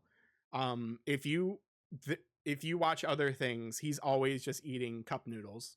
That's all he eats. And there's one TV special or whatever that I watched recently where he just they didn't know what to do with his character, and so he just pops up randomly and like, oh, he captured Lupin for a little bit, or he captured the bad guys, and he's like, hey, I'm trying to make some cup noodles, you want some? Like, that's just his whole thing sometimes. And it's just, sometimes I don't know what to do with him, but he's just always a fun time, and he always is trying. And I think that, again, that is very admirable. And he's not ashamed to work with Lupin, his greatest enemy, or lover. Honestly, there's such a weird thing between that with him and Lupin, that he would be lost without Lupin. There's a couple TV specials or whatever. There's a movie where he thinks that Lupin's dead in the very beginning, and so he becomes a Buddhist monk and just is like praying for Lupin. He's like, I'm sorry you're dead, I'm sorry you're dead. And then he finds out Lupin's alive, and then he gets that passion back, and he goes and just tries to go capture Lupin, and he's upset that he's alive. Or there's one where Zenigata's dead, like he flatlined, and then someone mentions, oh, we never capture Lupin, he never did that. Well, Lupin's over here, it's okay, I'll try to do it in Zenigata's honor. He wakes up from the dead, and he's like, Lupin, and he just goes and does his thing. He's such a zany character, but he is my favorite character. I don't know what much more I can say, but I'm talking too much about Zenigata. So how about you guys talk about Zenigata and how much you probably hate him? Who wants to go first? I can say that he was one of my favorite characters because that is his full passion, is trying to get Lupin. But when they got stuck in the catacombs together, it's like, we got to work together, man. There's something else bigger going on here. He wants to get Lupin, but he understands that there's something else going on. And so they work together. And once he started seeing all this stuff, and he was mad about his superiors not taking, he took matters in his own hands. So I feel like that is a huge percentage of police officers portrayed in a lot of movies. Where they just, that is their life. There was that movie that was done with Denzel Washington and oh gosh, what's his name? But it was like where he plays a gangster in Harlem, but like the police officer going after him, that was his whole career. I think it was an FBI person. Mm-hmm. Russell Crowe was in it as well. Yeah. But like that was his whole thing. And so that's what this character is. Even after everything's said and done, it's like a happy ending. Lupin leaves this crew. He's chasing after him still. Like, yeah. I'm going to get you. Like, it was like, hey, you know what? We did this together. We saved, this person, but we also stopped this major crime thing. But that does not stop where we're at. But it's always with a smile. He loves the chase, and I don't think he wants it to end either. No, and I think the coolest thing is like how much his men follow him into these crazy situations. Also, I have to say the head guard in my version. Oh, he was Arnold Schwarzenegger? Yeah, they made him sound like Arnold. I was like, am I getting this right? Like, just his mannerisms and how he talks. I was like, yeah, they made him sound like Arnold. Yeah, they did. But he was my favorite character of this, just because like just how he was, about how passionate, but he also like how quickly he had to turn things around to get like a bigger thing than Lupin. Mm-hmm. Yeah. Sorry, Brooke. No, I was just gonna say I've very similar feelings to Ben on how I enjoyed watching the dynamic have to change in the film, and the sort of growth of that between the characters. Yeah, I really appreciate his dedication to catching Lupin. Yeah. It's a kind of drive that Yeah. it's a very strong drive of character, I guess. I will say though that he's actually not my favorite character. He's a very good character though, I must say. But Well, this he's is got a very Brooke's last passionate drive. episode of the podcast. I hope you liked. Do you want to have a guess at who my favorite character is though? Oh, who your favorite character is? Have we already talked about them? Mm-hmm. Is it Fujiko? No. Oh, jeez. Is it one of the mains or is it like Clarice? Yeah. Okay. Then is it Jigen? Is it Jigen? No. Jeez, is it just Lupin? It's Lupin, yeah. Okay. Yeah. He's goofy. I like him. He is goofy. That's true. He's goofy. Yeah. So yeah, I enjoyed seeing the interactions between them because yeah, it was really funny. So yeah, I enjoyed doing that too. Ben, I do want to ask who was the character then that you relate with the most? Is it Jigen then? I think him, because I have kids. Yeah. Like, See that. like, oh my God, like just little things. Like I picked him up. I have 3 younger children and then 2 older. And so I picked up the younger ones from my parents' house, and they just throw everything that they were like shoes, socks, just all in the middle of the floor.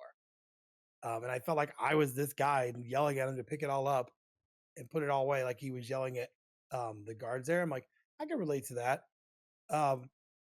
You know, but he like, as like he went through, it did feel like something about him was like me. Maybe because he just yelled all the time.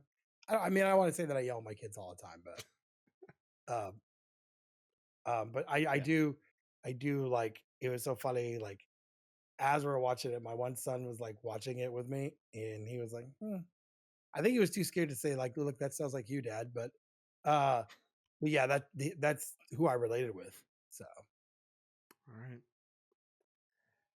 all right, cool. I'm gonna talk a little bit more and then we can end it. But I do want to show off some things. It's show and tell today, but I this movie is amazing. The art is amazing. Obviously, Miyazaki and the animation quality and just everything is so beautiful, right? But it's a movie, you know. What would we have with movie? That wasn't a sentence, but you know what I meant. What would we have? We want to have a movie without like sound, you know, in the music. And so the music for the Castle of Cagliostro, the soundtrack, the sound design, everything about it, how, except that one noise that plays when he first picks up the ring that I hate so much,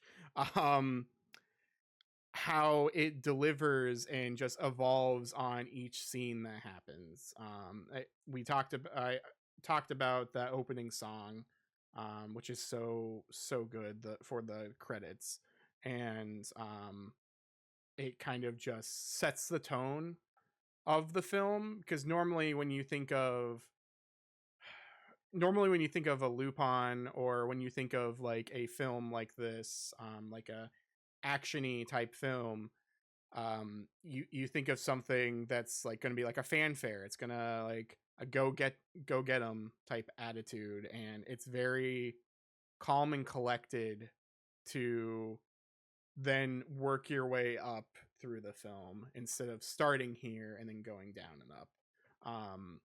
And so I really love the soundtrack. I actually listen to the soundtrack a lot on Spotify. Not a sponsor, could be a sponsor. And it's my go-to music when I'm working, because there's a certain like Lupin channel I found where like it is this Castle of Cagliostro soundtrack, but then it evolves into other like Japanese jazz, and so like instrumentals are excellent to work with just because um you're not paying attention to lyrics, so you can just do your work. So um yeah, that's I love the music. Without going in, or I guess go into as much detail as you want. I know I've been going for a while because I can't shut up about this movie, but how you all feel about the music in this movie, the music, the sound design, anything like that? Whoever wants to go. Yeah, I thoroughly enjoyed it. In these types of movies, same with Studio Ghibli movies as well. I always enjoyed the music. It's I have like similar to you, Alex. I have playlists on YouTube where I listen as I work, and Studio Ghibli music is something that I have as something that I go to, and so I definitely think that Lupin is going to be added to that list as well. So yeah, it was fitting for the movie at every opportunity. So I don't have a lot to comment on because it just fit perfectly, I think, for me, and it was beautiful. Mm-hmm. Yeah, I agree. I think every sound and music is so important in a movie to drive the narrative and to drive the movie itself. Um, I can't tell you how many movies I have watched where if that music is not right, it throws off the whole sense of the film. So with this movie here, and I know that Brooke said something about Studio Ghibli, they do a fantastic job with their sound. I thought this movie had great sound, great music, um, and it really sets the tone of the movie. So you can't have a good movie without good music and sound. So it was spot on for me. Cool. Yeah, and I believe it's Yuji Ono who did the music. Part one of Lupin, the anime series, did not have them. Everything else has them, and the music in part one just so weird and different. And it's fine, but it doesn't feel like Lupin. And so having this particular composer do all the music for Lupin since then, like it feels like home. Like it's just really good jazzy music um that just gets you hyped or gets you the mood set to be like calm or whatever, you know. But I kind of want to talk about the legacy of it a little bit. So um there are plenty of different things that have, as we briefly talked about, that in the beginning, that have been inspired by this. One of those that people can kind of see are something like Indiana Jones. For example, Steven Spielberg has said on record that he has seen this movie. He must have seen it in some like test screening a long time ago. Um, but he has said on record that he enjoys this film. In let's see, in the Goonies, the arcade game of Lupin, it's called Cliffhanger, takes clips from Castle of Cagliostro, and it also takes I can't talk, clips from the first movie, and turns into like a interactive like laser disc game, similar to like Dragon's Lair. Um, and it really existed in like in arcades and stuff. I believe wasn't it on Nick Arcade as well, Ben? Yeah. Yeah, it's Mhm. crazy. And so plenty of people didn't know what Lupin was. They just saw Cliffhanger and they're like, oh, that's Cliff. That's Cliff doing Cliff things, you know? There's other movies, obviously, like John Lasseter has spoken previously about like being influenced by this film in particular, doing certain Pixar things. The Great Mouse Detective paid homage to that clock fight there, the Big Ben sequence um, in there. Batman Animated Series also did the clock tower fight. That's an homage to that. Let's see, Atlantis, the Lost Empire. The scene at the end at Atlantis when like the water, recedes. It's very similar to this movie. Like it was inspired by this movie. There's other things in like the Simpsons movie, even like when Bart's rolling around on the roof, or when they're sliding down the dome, and like Homer like has to do like a Lupin jump. And so there's just so much about this film specifically in other media that is just amazing to me. And you still see it today, like how I talked about earlier, Mission Impossible. Like they're using that car because like Mission Impossible, it's essentially a Lupin film but live action. um, but yeah, I do want to talk about some things, but before we go into that, I want to ask you all the same question again. We don't do we have a rating scale for movies? I mean, I think it would be the same rating scale as we use for everything. Was it through 5? Yeah, 5-point scale. 5-point scale. Okay. Ben, what would you rate this movie and why?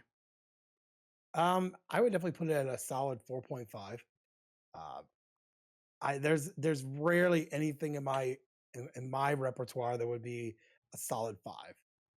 But looking at the year that this came out, wasn't this, what did you say the year this movie came out originally? 1979. Yeah. So doing my own research beforehand, I also found out, I remember I said something like, oh, it seems very Jackie Chan-ish. The Jackie Chan in Project A in 1983 did a fight scene in a clock tower with the same type of weapons, which is pretty hilarious. They clearly watched Lupin, I guess. Yeah. I thought it was an entertaining film. Definitely. For me, it's always plot, story, how this all goes together. Everything went together very well. It was a very smooth transition. There was never a part where I'm like, that could have been left out. It really, the backstory stuff was right on. So I would give it a solid 4.5, definitely. All right, Brooke. Well, first of all, For me- I want to say Ben gave it a 4.5. So I'm looking for a new co-host. So if anyone wants to join, just hit me up on Discord or Twitter or whatever. Sorry, Brooke, continue. You just opened up like a whole bunch of people messaging you now. It's all gonna happen. For me, I this movie really ticked all the boxes for me. And it gave me a lot of nostalgia for a lot of things that I really love. And we didn't get to talking about some of the elements that reminded me of certain things, but a particular game that I love, Zelda Breath of the Wild. I know that game drew on a lot of inspiration from a lot of different media, but I saw so many things in Lupin that I do wonder whether that drew inspiration from Lupin as well. And so there was just so many things about Lupin that reminded me of other things that have been made that I really love, that I can't help but give it a 5 out of 5 for me. It was just I was just such an enjoyable watch. I enjoyed the whole thing, everything about it. So yeah, 5 out of 5. Brooke gets to stay. Cool. All right. You all know what I think about this movie. And you get to see what I think about this movie. So, obviously I showed off the soundtrack here a second ago, right? I don't have my physical movies because someone has it. And the other one, someone else has it as well, because I have a Blu-ray and a 4K of it. So I have a few things here. That's case closed. That's Detective Conan. Sorry, wrong thing. It's another thing I like. It's adjacent, right? Because they had a spinoff, or not a spinoff, movies together, crossover. I have this, which is a picture book, essentially, a Lupin the Third picture book, in Japanese. Is number, was it 40? Was it 23? took 23 other Miyazaki properties, got made into a book before this. How could they? But on the Obi, it shows like here are all the other things that became picture books. And so if you open this up, it is the movie, and it is just told as a story. And they take little screenshots, and it looks very well done, and it looks touched up as well, you know? Like it looks it looks like they really cared, compared to how you see like other types of media who try to do something like this. But this is I got this from a Kinokuniya in Chicago, and there's a Miyazaki corner, and I sometimes check there in hopes to find Lupin stuff, and I never do. Before I left, I was like, you know what? Before I get in line and buy this huge expensive book that I didn't end up buying because I got these instead, I was like, I'll go check here. And one of the first things I saw was this picture book. Let me get to see my favorite. There's Zenigata with his weird bubbly face. It's great. I loved that still. It's my favorite GIF, even. So much so it's a GIF on Twitch now for me. Because I just converted it. And it's so not only that is what I found, I also found this, which is I think was actually the first thing I found. I saw this on the corner. I was like, I recognize that kana. I don't really speak Japanese or understand Japanese. I recognize that kana. And so I open it up, and if I can open it, and it is a paperback book of every single storyboard of this film. And that's so cool. It is amazing. It has notes on the side, like liner note stuff on the side. There's little like sketches and stuff on the side as well. Like he drew like Zenigata Lupin right there, just like on a note. There's just so many things in this, and I'm very happy to have this, because like some of these key art, like some of these sketches and storyboards are very detailed when they're not just like an animated thing, you know, like sometimes like the still looks very, very good. And finally, besides all of the other Lupin things I own, movies, video games, Japanese video games, all that kind of stuff, Lupin the Third had its 50th anniversary a few years ago, and so I got this because it was a targeted Facebook ad that I was very happy about. Because normally, you know, you're like, oh, Facebook ads, why do you know so weirdly enough about me? And I was kind of mad, but then I was like, wait, what is this? And it's Lupin the Third, 50 years of Lupin the Third. So it's a special box, like cover, for this 50 years of Lupin. And so it goes over everything in here, every movie and special that was out up till I want to say it might even do part 6. No, it does it do part 6? Hey, it does part 6 even. Cool. So it does everything that's technically out right now. So like, and it goes over like each episode briefly and talks about each movie and gets a little bit of just descriptions. Like it talks about, here's like the villains, right? So there's the Count right there, because he's clearly like one of the most evil villains in Lupin's rogues gallery. But it's in chronological order as well. So when you read this, and they'll be color coded like on the sides, like it will be like green in the beginning for Green Jacket or part 1, then it'll be red for part 2, as well as like TV specials and stuff like that. And then it goes to pink for part 3, blue for part 4 and 5. Part 6 goes back to like a green with like a different color t-shirt, I believe, or not t-shirt, but a shirt, dress shirt. And yeah, so I really like this movie. I have always, I mean, not always, I guess, but like this movie in particular was the reason why I got into Lupin in the first place. And after watching this, I wanted to figure out who is Lupin. Let me watch more. And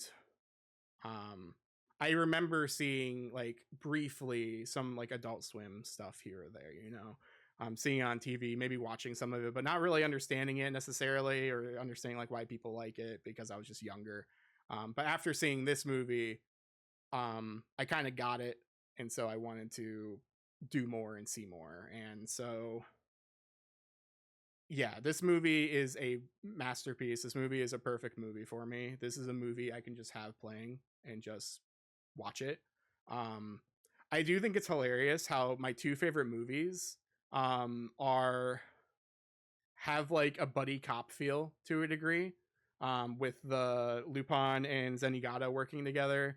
And then my other favorite movie is Rush Hour 2, where Chris Tucker and Jackie Chan have to work together. And also, they both feature counterfeit bills. So I don't know why. I don't know why. Is this just a thing? Is that just a trope that I like? Maybe. But those are both my favorite movies. And so like, yeah, Lupin is obviously a 5 for me. If I could give it more, I'd give it more. I don't know what else to really say about it, except that it is, I think everyone can find something good in it, even if it necessarily isn't your cup of tea. If you give it a chance, you will 99% enjoy it, I feel. But if you don't give it a chance, then you know it's your loss, I guess, because we're all enjoying Lupin here, so we're enjoying it. I hope that you didn't watch this episode and never watch this movie, because then we lightly spoiled and heavy spoiled on certain things. So And we'll also be sad if you don't watch it. yeah, exactly. Go watch it. You can find it on Amazon, I guess, or go buy the 4K. Go buy it from Crunchyroll. Go buy it from, I almost said Right Stuff. That's not what they're called anymore. Be like Alex and have like a million copies of it.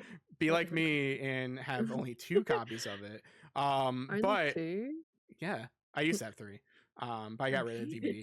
But or you can be like me and buy every single Blu-ray of a Lupin stuff. I personally own every single North American release of a Blu-ray of Lupin.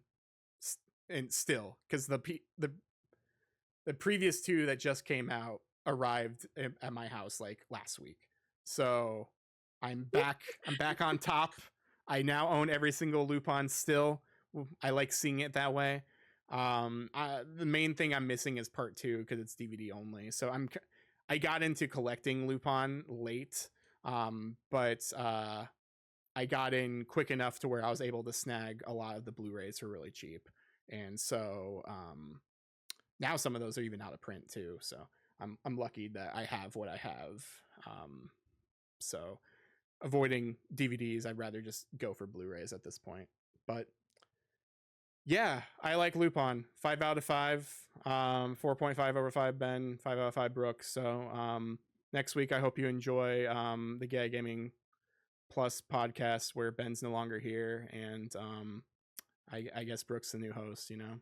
That's how it works. But wow, why does this feel like high school gym class now? I don't know, go climb a rope. I never climbed the rope.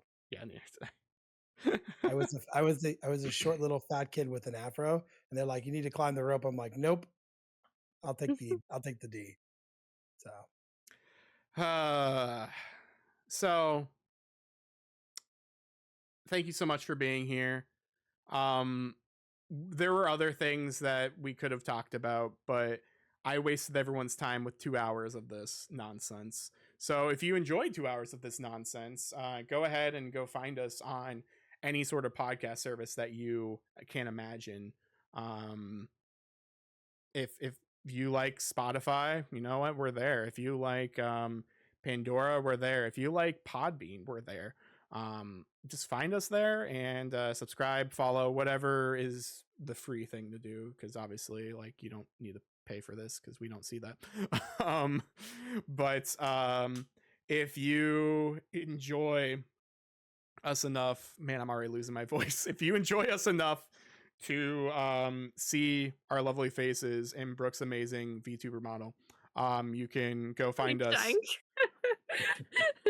The amazing VTuber model that grows when she drinks some water or Coke or whatever she's drinking. It shrinks. It shrinks when I drink, actually. It freaks out sometimes when I move. Yeah. But yeah, if you want to see that, go ahead and find us on youtube.com/GetAtItGaming. We also do have a Discord, so if you want to join that Discord, the link for that is in the description of all of our episodes as well. We have some other big things coming up in the future, along with more interviews and other things, and it's gonna be a fun time indeed. But yeah, I don't really have much else to say because I'm losing my voice. But does Ben, do you have anything? Oh yeah, I forgot, Brooke. I don't remember if you know this thing, but we say "get at it" at the end. Brooke or Ben, do you have anything else you want to say? Just to get at it. Get at it. Get at it. Hey, see ya. Hey.